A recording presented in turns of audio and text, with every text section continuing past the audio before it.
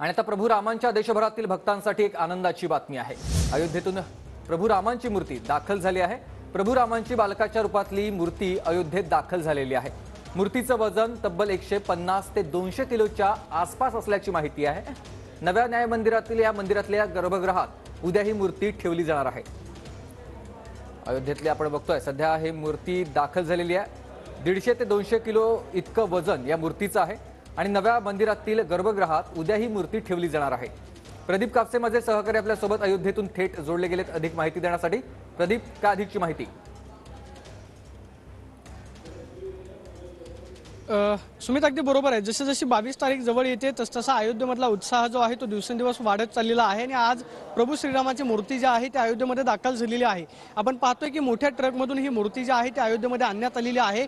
मूर्तिकार अरुण योगीराज यांनी ही मूर्ती जी आहे ती बनवलेली आहे। बालकाच्या रूपात प्रभू श्रीरामाची मूर्ती जी आहे ती आपल्याला राम मंदिरामध्ये पाहायला मिळेल। या मूर्तीचं वजन जवळपास 150 ते 200 किलोच्या आसपास असल्याची माहिती सध्या मिळते। मात्र मूर्तीचं वजन मोठं असल्या कारणानं नगर प्रदक्षिणा जी आहे ती होणार नाही। मात्र याच मूर्तीसारखी एक छोटीशी उत्सव मूर्ती जी आहे ती बनवण्यात आलेली आहे आणि याच मूर्तीची नगर प्रदक्षिणा ही राम मंदिरामध्ये घातली जाणार आहे। आज जवळपास 121 पुजारी जे आहेत त्या नवीन मूर्तीची पूजा करतील। मात्र उद्या ही मूर्ती जी आहे ती गर्भगृहामध्ये ठेवली जाणार आहे। जी मूर्ती सध्या आपण पाहतोय की मोठ्या ट्रकमध्ये झाकून ठेवण्यात आलेली आहे। या मूर्तीचं दर्शन अजून तरी झालेलं नाहीये। मात्र या मूर्तीचं रूप पाहण्यासाठी आपण पाहतोय की रस्त्याच्या बाहेर प्रसार माध्यमांची मोठी गर्दी पाहायला मिळते। मात्र सगळ्यात महत्त्वाचं म्हणजे नवीन मूर्तीचं दर्शन आपल्याला थेट 22 तारखेलाच होणार आहे, कारण ही मूर्ती उद्या गर्भगृहामध्ये ठेवली जाईल आणि या मूर्तीला जवळपास 2 ते 4 दिवस आदिवास जे आहे ते केला जाणार आहे, ज्याच्यामध्ये जल आदिवास असणार आहे, पुष्प आदिवास असणार आहे, मधाचा आदिवास केला जाणार आहे आणि ही मूर्ती 22 तारखेला प्राण प्रतिष्ठापनेच्या दिवशी गर्भगृहामध्ये प्रतिष्ठापित केली जाईल। पंतप्रधान नरेंद्र मोदींच्या हस्ते या मूर्तीचं प्राण प्रतिष्ठापना जी आहे ती होणार आहे। मात्र आपण पाहतोय की पोलिसांचा बंदोबस्त जो आहे तो ट्रकच्या भोवती आपल्याला मोठ्या प्रमाणावरती पाहायला मिळतोय। सगळ्यांनाच प्रतीक्षा आहे ती हा मोठा ट्रक जो आहे तो या ठिकाणाहून कधी निघतो आणि तो थेट राम मंदिराच्या दिशेने कधी जातो। या मूर्तीच्या स्वागताची तयारी जी आहे ती सुद्धा राम मंदिराच्या प्रवेशद्वारावरती पाहायला मिळणार आहे। मात्र सगळ्यात महत्त्वाची गोष्ट म्हणजे आज ही मूर्ती अयोध्येमध्ये दाखल झालेली आहे आणि अगदी थोड्याच वेळात हा ट्रक जो आहे तो या ठिकाणाहून निघताना आपल्याला पाहायला मिळेल। तो थेट राम मंदिरामध्ये जाईल आणि या नवीन मूर्तीचं स्वागत जे आहे ते ठिकठिकाणी होताना आपल्याला पाहायला मिळेल। मात्र प्रचंड गुप्तता जी आहे ती या खरं तर संपूर्ण मूर्तीच्या बाबतीमध्ये ठेवण्यात आलेली आहे। मूर्ती आपण पाहतोय की ट्रकमध्ये पूर्णतः झाकलेली पाहायला मिळते। मूर्तीचं दर्शन कोणालाही होणार नाही याची सगळी खबरदारी या ठिकाणी घेण्यात आलेली आहे। 22 तारखेलाच या नवीन मूर्तीचं दर्शन जे आहे ते संपूर्ण भारतवासियांना होणार आहे।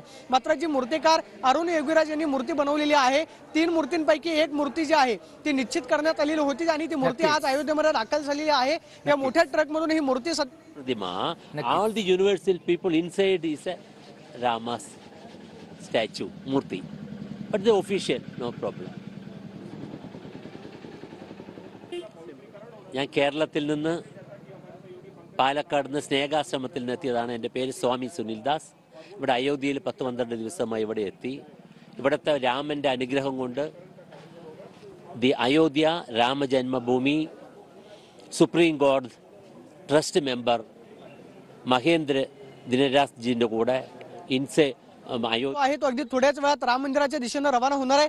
संपूर्ण भारताचं लक्ष आहे ते म्हणजे नवीन रामाची मूर्ती कशी दिसते याचं दर्शन जे आहे ते थेट 22 तारखेला भारतवासियांना होणार आहे।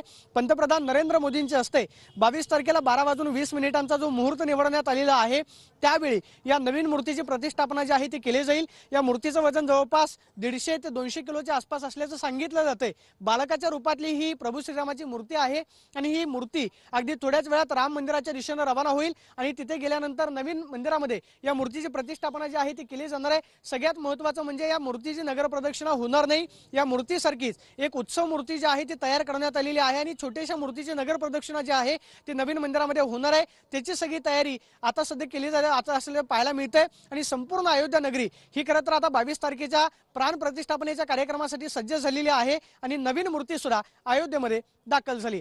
कॅमेरा पर्सन राकेश मी प्रदीप कापसे, TV9 मराठी, अयोध्या। तर आपण बघतोय अत्यंत महत्त्वाची बातमी। अयोध्येत नवीन रामाची मूर्ती दाखल झालेली आहे। बालकाच्या रूपातली ही रामाची मूर्ती आहे आणि या मूर्तीचं वजन 150 ते 200 किलो इतक्या आसपास असल्याची माहिती मिळते।